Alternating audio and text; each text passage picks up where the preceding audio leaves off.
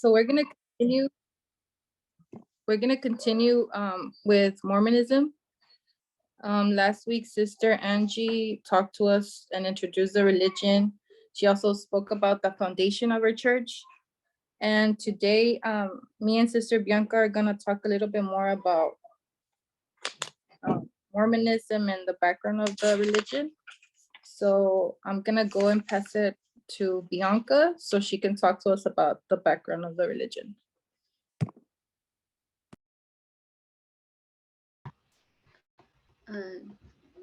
So the background of the religion is that Mormonism was found less than 100 years ago by a man named Joseph Smith Jr.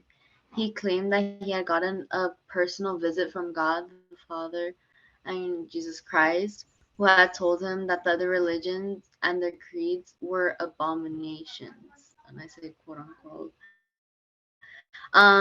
He set off to restore true Christianity and claimed his church was the only true church on earth.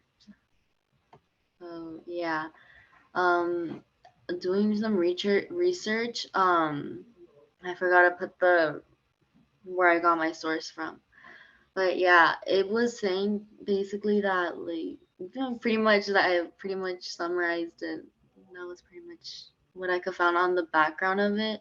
I found really interesting how a lot of the religions that we've studied have were founded longer ago than this one. It has little less than 100 years ago. I also found it very interesting how this man claimed that he got in a personal visit from God. Basically, God saying that his religion isn't the true religion, isn't the right path to life. Yeah, that's pretty much what I have. Thank you so much, Bianca. So I'm gonna continue with the study talking about the founder, which we learned that it's Joseph Smith. So just a little recap. So he was born in Sharon, Vermont on December 23rd, 1805. And by 1817, he moved to Western New York. According to Joseph Smith, he used to experience a series of visions. So he used to say that he would have visions, that he would see things. And like Bianca said, he said that Jesus Christ and God the Father visited him and that he saw them. And that happened in 1820 when he said that he saw God the Father and Jesus Christ.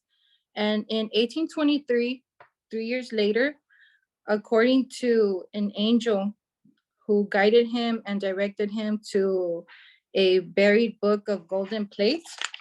I'm going to talk a little bit about that. So the golden plates. According to I don't know if I'm pronouncing it correctly, the Latter Day Saints, they believe that the golden plates, or also known as the golden plates or the golden Bible, are the source which Joseph Smith translated into the Mormon book. And Smith also said that he found the golden plates on September 22nd, 1823, on a hill near his home in Manchester, New York. And he also said that the angel Moroni, I don't know if that's the correct pronunciation, Moroni, directed him to the buried stone box. So he also stated that the angel Moroni prevented him from taking the plates, but he allowed him to take the plates and instructed him to return them to the same location a year later. So basically, the angel Moroni took him to the secret place. And then when Joseph Smith was trying to take the golden plates, he told them that he couldn't take them, but then the angel changed his mind and allowed him to, and told him that he had to return them a year later. That's basically what it says when you guys do your guys' research. And something that I found very interesting was the name of the angel Moroni. If you guys look for it and look into it, the definition of the name is the one who tricks others. So that kind of called my attention a little bit, because he stated that this angel, who was a man first, and then when he died, he became an angel, is the one that guided him to this golden plates. And the golden plates is basically the instructions that he used to create the Book of Mormons. And a Bible verse that caught my attention a lot also is what the Word of God tells us about that. In Galatians 1:8, it tells us clearly, but even if we or an angel from heaven should preach a gospel other than the one we preach to you, let them be under God's curse. So here we have John Smith claiming that this angel, Moroni, however you pronounce it, came and gave him all these golden plates. But one second, guys. But here we see in Greek, when we look for the name, it says the one who tricks others. So this kind of reminded me of the fiction writers from the previous religion that we were studying, how the similarity, how a fiction writer created Scientology, how all these other religions, how clearly we can see that they're man-made religions, that there's no divinity, there's no clear transparency. I don't know if I make sense to you guys. Like, they're all man-made, and it's all so tricky, like so suspicious, and it just doesn't make any sense once you look into it. But yeah, so that's Moroni. And this is the Book of Mormon. So the golden plates that we just talked about, this is what he got. These are all the books that he got from the Book of Mormon. So all of this make the Book of Mormon. And let's see.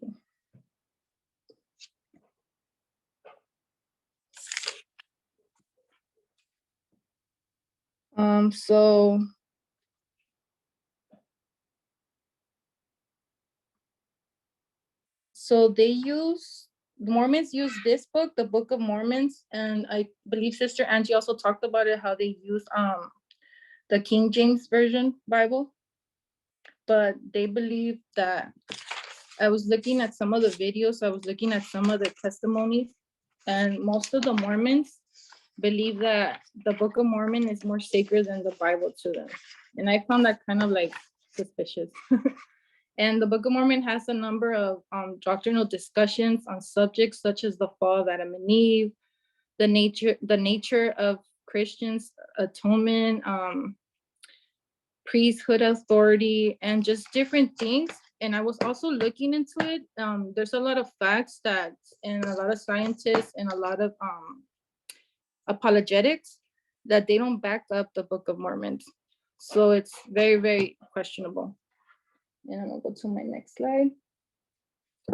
So I did 5 Mormon rules. I didn't know this. But yeah, number 1, Mormons are not allowed to drink coffee.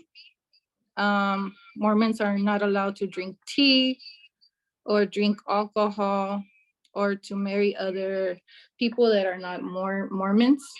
And they also keep the Sabbath day holy. So basically they don't drink coffee, tea, or alcohol because they take care like of their bodies. But there's like other things also that didn't make sense to me, some of the rules. That's why I didn't put them here. But you guys can do your research on those, and you guys, I don't know, they're kind of weird. So homosexuality at the Church of Jesus Christ of Latter-day Saints.